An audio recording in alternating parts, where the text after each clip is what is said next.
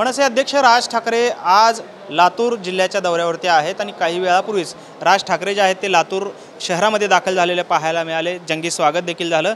त्यानंतर राज ठाकरे यांच्या भेटीसाठी वेगवेगळे शिष्टमंडळ जे आहेत या ठिकाणी येताना पाहायला मिळतात। यातलेच लातूर जिल्ह्यातले काही शेतकरी जे आहेत ते त्यांनी राज ठाकरेंची भेट घेतलेली आहे। त्यांच्या काही समस्या ज्या आहेत त्या त्यांच्यासमोर मांडलेल्या आहेत। नक्की काय समस्या मांडल्या त्या जाणून घेऊयात। दादा, काय समस्या तुम्ही राज ठाकरेंसमोर मांडल्या आणि काय त्याचं उत्तर आले, काय सांगाल? आज शेतकऱ्यांची जी अवस्था जी आहे ती शेती उत्पादनाच्या बाबतीत किंवा शेतीमालाच्या बाबतीत किंवा शेतीच्या भावाच्या बाबतीत आम्ही त्यांना सोयीस्कर सांगण्याचा प्रयत्न केला आणि आज शेतकरी आज जवळपास संपत चाललेला आहे। आमचं असं त्यांना रिक्वेस्ट होती की बाबा शेतीचा उत्पादन खर्च तर कमी करता येत नाही, पण उत्पादन शाश्वत नाही। आम्हाला भरवसा नाही उत्पादन किती मिळते। आज उत्पादन आज लातूर जिल्ह्यापुरतं बोलायचं झालं तर रेणापूर तालुक्याचं बोलायचं झालं तर आज उत्पादनामध्ये प्रचंड घट आहे बरं का।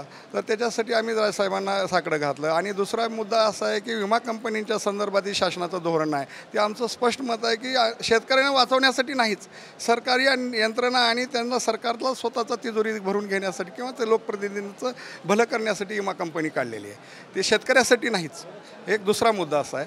मग साहेबांनी हे सगळं ऐकून घेतल्यानंतर आमचं असं म्हणणं आहे, दुसरा मुद्दा असा होता की शेतकऱ्यांना जो तुम्ही पत निर्माण बँकामार्फत केसीसी दिले जात आहेत ते एक हेक्टरी आता 40,000 50,000 दिले जाते, तर त्याची पतमर्यादा वाढवावी, शेतकऱ्यांची एक क्रेडिट मर्यादा वाढवावी त्याच्या, आणि ते अल्पदरात म्हणण्यापेक्षा त्याला अगदी निःशुल्क व्याजच नसावं बरं का, अशा पद्धतीचं आमचं म्हणणं आहे। दुसरं असं म्हणणं आहे किंवा शेतकऱ्यांना आणखीन त्यांनी आमचं म्हणलं किंवा तुम्हाला काय वाटतं असं म्हणल्यानंतर आम्ही एक सुचवलं की जो शेतकरी त्या शेतामध्ये राबतो त्याची पती आणि पत्नी जी सातबाराधारक आहे त्यांना 365 दिवसापैकी आम्हाला कमीत कमी 250 दिवसाचा रोजगार सरकारनं द्यावा आमच्या शेतात राबण्यासाठी। शाश्वत उत्पन्न होईल, त्याला जोड मिळेल आणि त्याला जगणं चांगलं होईल।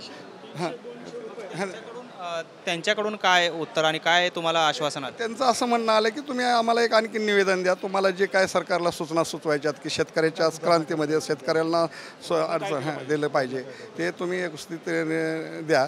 आणि आमचं असं एक म्हणणं आहे की शेतकऱ्याच्या संदर्भात शेतीच्या संदर्भात जे काही अवजारे असतील, खतं असतील, बी असतील ती GST मुक्त पूर्ण करा आणि त्याला बांधापर्यंत नेण्याची व्यवस्था। कृषी विभाग हे निव्वळ दिशाभूल करणार आहे, कृषी विभागाचं काहीच काम नाही। सुनील केंद्रे कसं म्हणत होते ना, अगदी 100% त्याला बंदच करा तुम्ही, त्याला बंद करून शेतकऱ्यांना डायरेक्ट तुम्ही अनुदान द्या। पण मग खरं तर एक शहरातला शहरी तोंडवळा असलेला नेता आज तुमच्या जिल्ह्यामध्ये आलेला आहे, तुम्हाला भेटतोय, शेतकऱ्यांना भेटतोय, काय वाटतंय, काय भावना आहेत, काय अपेक्षा आहेत त्यांच्याकडून? हां, त्यांच्याकडनं अशी अपेक्षा आहे की त्यांनी काहीतरी सुधारणा करावी, शेतकऱ्याचं म्हणणं ऐकून घेतलं आणि आम्हाला सजेशन करायला पण सांगितलं की तुम्ही काय सजेशन करू शकता की मी ते शासनाला बोलू शकतो आणि तसं सांगता येईल। आमचं त्या विम्याच्या बाबतीत असं म्हणणं होतं की आम्ही जेवढा विमा आमचा आणि शासनाचा जो भाग आहे तेवढा आम्ही जेवढा दिला आतापर्यंत तेवढा विमा कंपनीला तेवढा आम्हाला आतापर्यंत मिळालासुद्धा नाही, त्याच्यापेक्षा 25% पण आम्हाला मिळाला नाही। म्हणजे पैशाचे 75% गेले कुठं, हा एक मुद्दा आहे। त्याच्याऐवजी शासनानं सरसकट आमच्या नावावर जर पैसे टाकले की जे विमा कंपनीला द्यायचे आहेत आमचा भाग भरतात आणि आमचे स्वतःचे सगळे मिळून जर दिले तरी शेतकरी सुखकर होईल।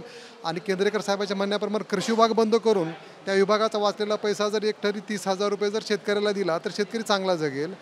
आणि या ज्या बाकीच्या तुमच्या मनातल्या ज्या योजना आहेत अजून एकदा कागदावर लेखी द्या। आम्ही त्यांना काय केलं होतं की उत्पादन खर्च किती येतो आणि शेतकऱ्याला उत्पादन किती आहे आणि ते शाश्वत नाही हे आता साहेबाला दिलं, पण त्याच्या व्यतिरिक्त जर तुम्हाला काही करायचं असेल तर काय करता येईल हे शासनाला सांगता येईल, ते आम्हाला सांगा, म्हणजे आम्ही शासनापर्यंत म्हणणं आम्ही मांडू असं म्हणणं त्यांचं। खुश आहात का राज ठाकरेंना भेटून? काही समाधान वाटतंय किंवा काय आश्वासन दिलेलं आहे ते काय समाधानी आहात का? साहेबाला भेटण्याचं कारणच एक की राजसाहेब प्रत्येक गोष्टीमधून सगळे कार्यकर्ते, जिल्हाध्यक्ष, अध्यक्ष हे प्रत्येक शेतकऱ्याची दिल्लीपासून ते गल्लीपर्यंत राजसाहेबच सोडवितात। याच्यासाठी या अपेक्षेनं सगळे शेतकरी त्यांच्या माध्यमातून आले आणि इमा आणि कितीतरी शेतकरी मरावं, फाशी घ्याव्या, कुठेतरी थांबलं पाहिजे।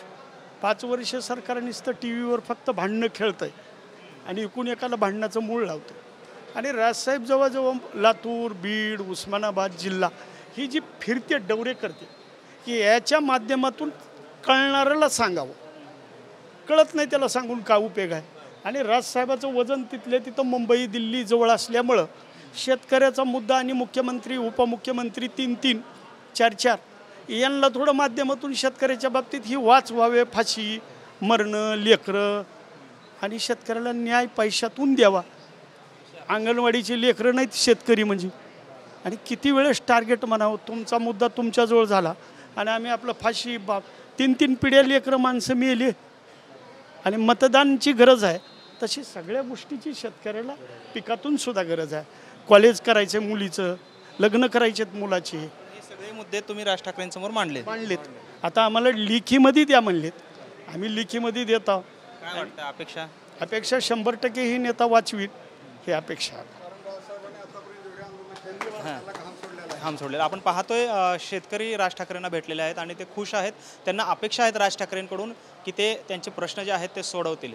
त्यामुळे आगामी काळात कशा पद्धतीनं राज ठाकरे भूमिका घेतात हे पाहणं महत्त्वाचं ठरणार आहे. कॅमेरामन आप्पासाहेब मोहोरकरसह सागर सुरवसे, TV9 मराठी, लातूर.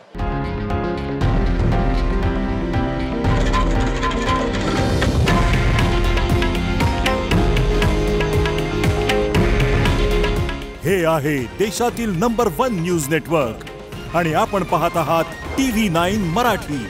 काळजी तुमची, हित महाराष्ट्राचं.